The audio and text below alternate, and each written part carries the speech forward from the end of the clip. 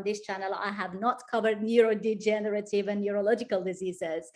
So I would like to focus on those diseases and how they can be, maybe prevented is a too big a word, but how they can be improved at least on the ketogenic diet. So, but let's start from the basics. When we say neurological and neurodegenerative conditions, which ones are we specifically, which ones are we talking about? The ones that at least people will be familiar with. Yeah, we are talking, I mean, the ketogenic diet was created for epilepsy, which is a neurological, disorder condition. So there's epilepsy. There is more relevant to the research I've done is Alzheimer's disease, Parkinson's disease, multiple sclerosis, and ALS, also called, amyotrophic lateral sclerosis. It's also called Lou Gehrig's disease. And there's a lot of other conditions that are very similar to some of those that I think can probably be included in this.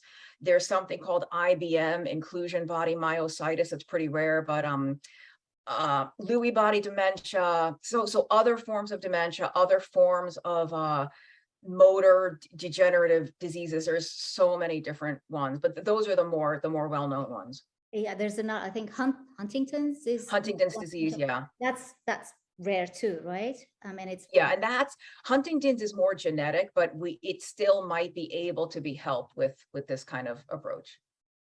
Okay, let's take each one of them separately and see how the keto diet might help people suffering or battling these conditions. These are serious conditions, and as far as I know, so far we don't have a cure for any of them. We don't have medication that can reverse any of those conditions. Let's start with epilepsy. I think it was in the 1920s, wasn't it? You mentioned this as well in one of your presentations. 1920s, they worked out that the low-carb diet was very effective on people suffering epilepsy. Take us back and tell us about what happened back then. What did they find out? Yeah, they knew in ancient times, like in the time of Hippocrates and the ancient Greeks, that fasting could help prevent seizures or reduce the frequency and severity of seizures. And I don't know really what happened in the time between all that, but in the 1920s, they discovered that a very, very low carbohydrate diet could mimic the effects of fasting. So it also would prevent seizures or reduce the frequency and severity. It doesn't work in everybody, unfortunately, but in the experts at Johns Hopkins University, which is the world's leading institution in this, say that it's effective for about 50% of people get complete remission of seizures. And so there's something unique about carbohydrate restriction, because it doesn't matter how effective fasting is. Eventually, you have to eat something. You don't want to starve to death to prevent your seizures. And so thank goodness they realized that so many of the same biochemical and hormonal effects that you get when you fast, you get the same things when you just cut the carbohydrates from your diet. And